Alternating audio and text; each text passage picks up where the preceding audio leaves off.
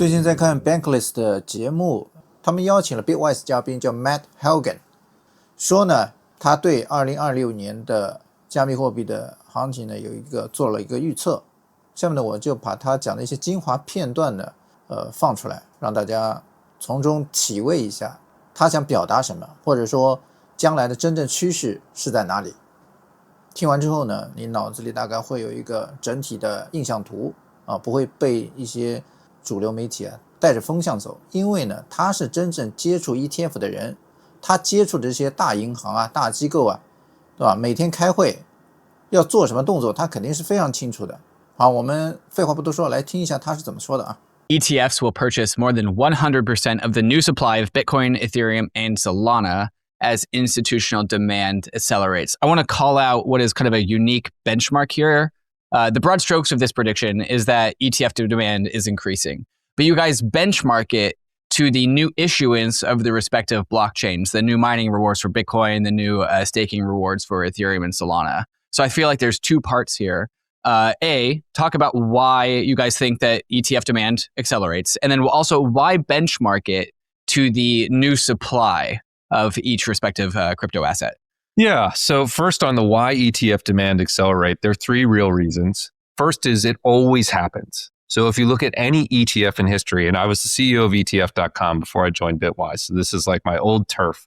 Year one is typically the smallest year, and then it ramps from there. If you take the gold ETF, it did 3 billion inflows its first year, and then 5 billion, then 7 billion, then 10 billion, then 18 billion. It ramped for 7 straight years. So this is just what happens in ETFs. One of the reasons this happens is a second point, which is big advisory platforms like Morgan Stanley and Merrill Lynch take a long time to turn on exposure to these ETFs. In fact, it's only been within the last 6 months that advisors at Morgan Stanley, Merrill Lynch, UBS, and Wells Fargo, which control north of $10 trillion, could even invest in Bitcoin or Ethereum ETFs. Now, those doors are blown wide open. So we're dealing with another audience. And then the final reason is TradFi is just slow. The average Bitwise investor on the TradFi side allocates after 8 meetings with us. If they started those meetings... Yeah. You have to suffer through 8 meetings with the same person before they give you money? Suffering. I'm sure it's a pleasure. Land.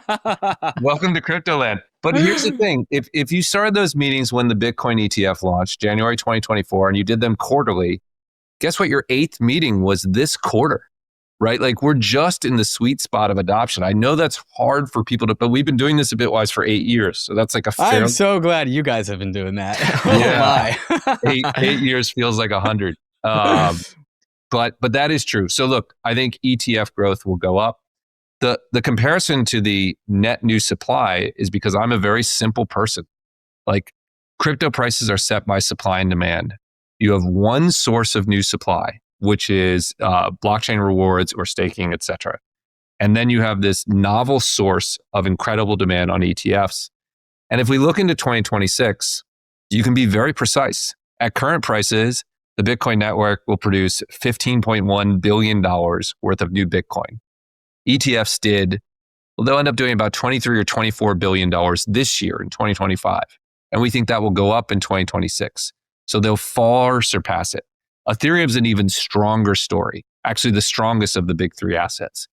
Next year, we estimate about $3 billion in net new supply of ETH. We've done $10 billion in ETF inflows this year. We'll probably get to 11 billion by year end. That could be 15 or more, 20 billion next year. So you're talking about 5 times more demand than there is supply. That's an incredibly bullish story for ETH prices. And Solana is something similar. It's $3.6 billion. Solana ETFs have only been on the market since October, right? But in less than 2 months, they've pulled in over $600 million. They'll surpass that as well. What this means is that there is this gentle tide consistently lifting prices up. And for what it's worth, you've seen that this year. The Fear and Greed Index was at 10 and Bitcoin was flat. With the Fear and Greed Index at 10, Bitcoin should have been minus 60. It wasn't minus 60 because there's been $22 billion of institutional money of suit coiners, to use the new crypto Twitter. Suit coiners coming in and buoying this market. And those suit coiners are coming in force in 2026. Oh my God, that is the greatest term I have heard out of crypto in a long time. I guess I was not out of crypto. I have an anecdote that 听完之后有什么感想呢？